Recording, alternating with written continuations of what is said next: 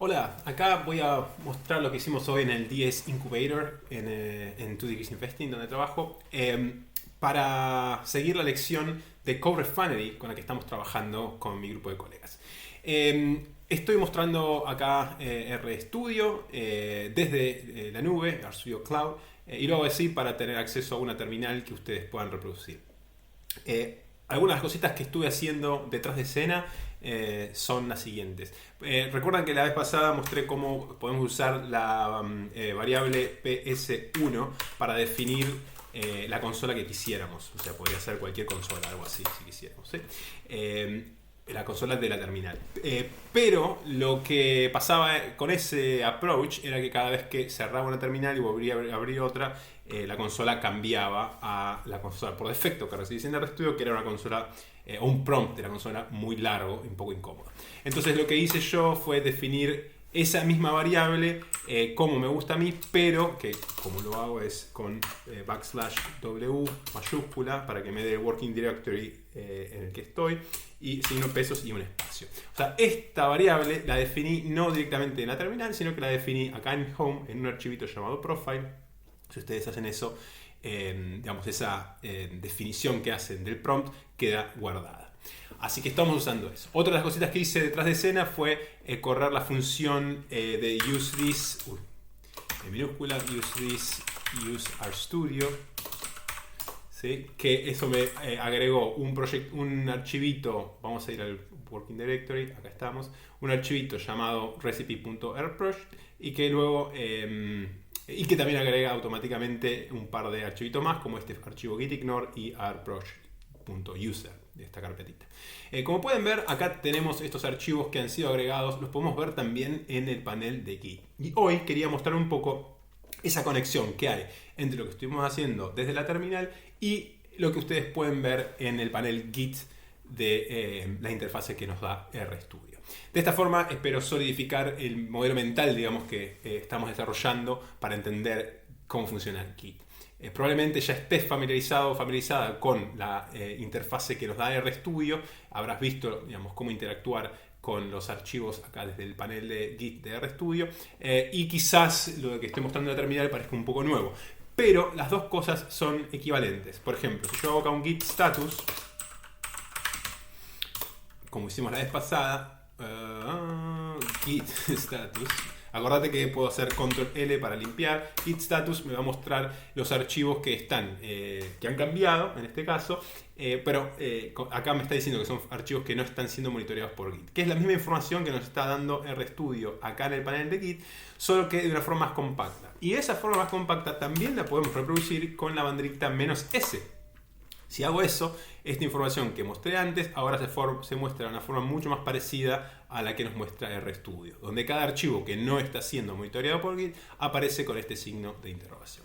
Y fíjate cómo también se reflejaría en la consola, en la solapa de Git, lo que yo hago desde la terminal. Si yo hago, por ejemplo, un git add gitignore, por ejemplo, gitignore, ¿sí? Si yo hago acá un git status ahora, ves que ese archivito apareció en verde. Vamos a hacer el git status nuevo que estuvimos discutiendo, es más compacto. Vamos a limpiar esto primero, repetimos.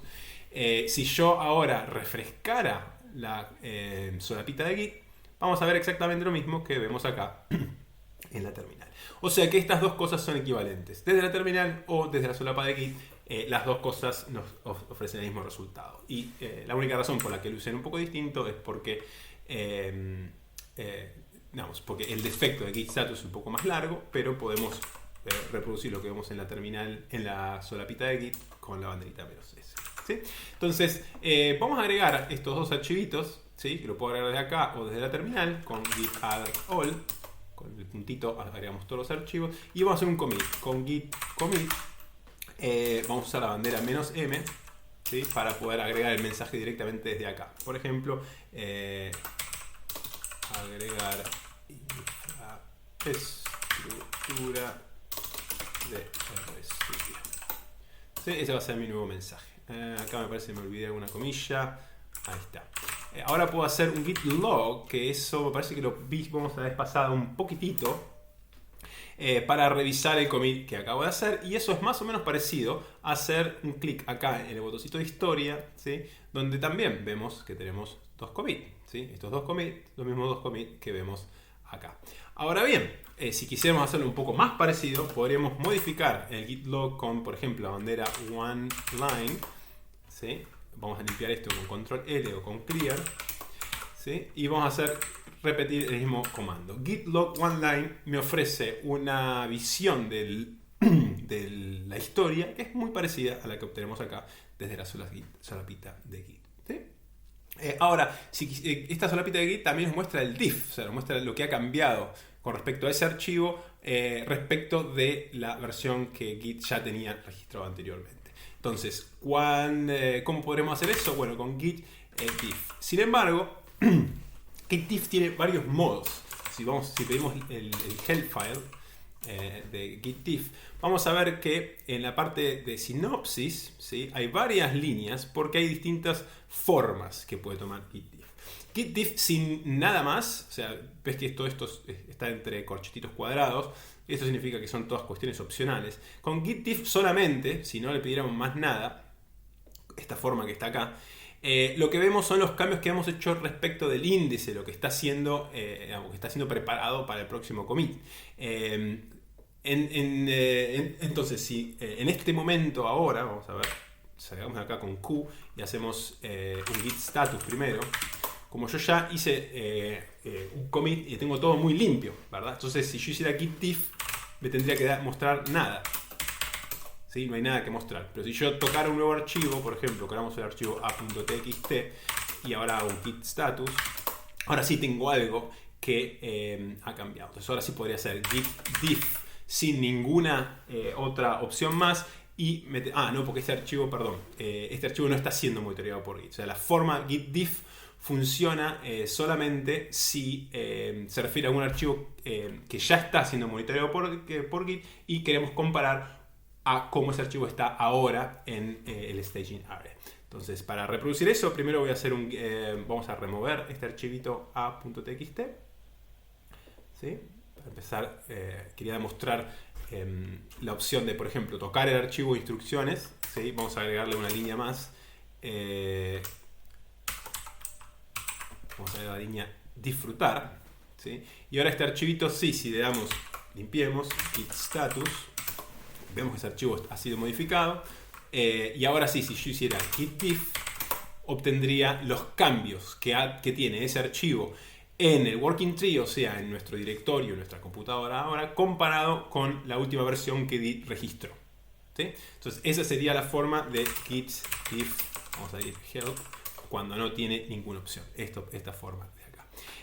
También puede tomar otras opciones, como por ejemplo path, ¿sí? Y es opcional separar el path de git diff, es opcional separarlo con estos dos signos de menos. Vamos a hacerlo.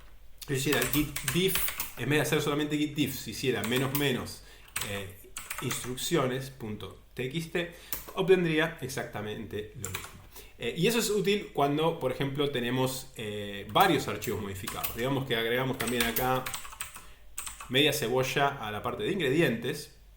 Cerramos el archivito. Si ahora hiciera un git status, ves que hay dos archivos modificados. Entonces, con git diff solamente tendría los cambios hechos en los dos archivos. Este es el de ingredientes y este es el de instrucciones. Y con git diff y un path, digamos, instrucciones, voy a limpiar control L. Con instrucciones recibo los cambios solamente del archivo de instrucciones. Y eso sería más o menos equivalente a cliquear aquí en la historia y posarse sobre, básicamente mirar acá en qué archivitos han cambiado. Vamos a refrescar esto. Cambios. Si yo me paro en ingredientes, acá veo los cambios de ingredientes. Si yo me paro acá en instrucciones, veo los cambios de instrucciones. Y eso es más o menos equivalente a hacer un git diff con un path, ¿sí? Entonces, quizás la moraleja de todo esto es que cada comando de Git puede a veces tener más de un modo, más de una forma. Y es interesante saber eso porque eso es un gran motivo de confusiones. El hecho de que un mismo comando se comporte de maneras diferentes según el contexto en el que ese comando es llamado, puede traer lugar a confusiones. Más adelante vamos a ver otros modos, otras formas de git diff, como por ejemplo usando commits o usando los nombres de algunas ramas. Pero eso lo dejamos para después. Digamos, como seguimos con un commit. Vamos a hacer git status. Confirmemos que estos dos archivos han cambiado. Vamos a agregar el primer archivo con add ingredientes. Como te había dicho, muchos comandos reciben un path, como en este caso ingredientes, y es opcional hacer este separador menos menos. Vamos a ver cuál es el help file de add, a ver si eso es tal cual. Vamos a checar esto un poquitito. No, estamos hablando que se ve muy chico.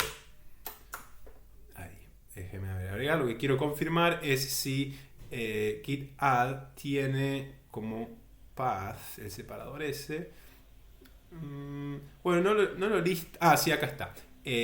Acá está. ¿Sí? Es opcional separar el path, la especificación del path con menos menos, pero a veces es lindo hacerlo porque se ve mucho más claramente que lo que estamos haciendo, y en algunos casos es hasta obligatorio. En algunos casos Git no sabe muy bien si querés necesita desambiguar lo que querés decir y necesita esa indicación de flag. Bien, ese es el git add. Entonces, si ahora hacemos un git status, puedes ver que este archivo está agregado al staging area y el otro todavía no. Podríamos hacer un commit con el primero, git commit banderita, y le damos editar ingredientes, ¿sí? Si ahora hacemos un git status, tendríamos solo un archivo sobre el cual trabajar. Y lo que te quiero mostrar ahora es un shortcut para hacer lo mismo que hice anteriormente en dos pasos. Antes hice git add y luego git commit. Bueno, si haces git commit y le das el nombre de un path, como por ejemplo instrucciones.txt, lo que logras hacer es el equivalente a hacer git add y luego git commit. Todo en un paso. Entonces acá vamos a hacer editar instrucciones.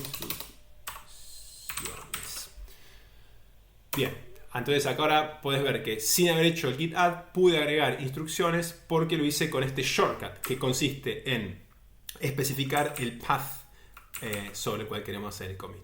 Es un poco confuso, como muchas cosas de Git, pero así es. Algunos comandos son atajos de otros comandos. Como por ejemplo, git log y git show. Si quisiéramos ver qué es lo que hicimos hasta ahora, podríamos hacer git show y me va a mostrar un único y el último commit, incluyendo los cambios que le hice a los archivos en ese último commit. Que eso es equivalente a hacer git log con la banderita patch o directamente P, que es la forma corta de patch, que nos va a mostrar los cambios, pero eso nos mostraría muchos commits, nos mostraría todos los commits que hay en el repositorio. Si quisiéramos ver solo uno, tendremos que hacer, permítanme limpiarlo, tendremos que hacer la banderita N por la cantidad y le podríamos dar el número 1. Esto es equivalente a hacer git show, ¿sí? Uno equivalente al otro. Entonces con esto la moraleja es que, bien, como decía antes, refuerza el comentario que hice antes, que algunos comandos de Git son atajos de otros comandos de Git. Y con eso terminamos la sección de hoy. Eso fue lo que cubrimos en el 10 Incubator y los veo la próxima semana.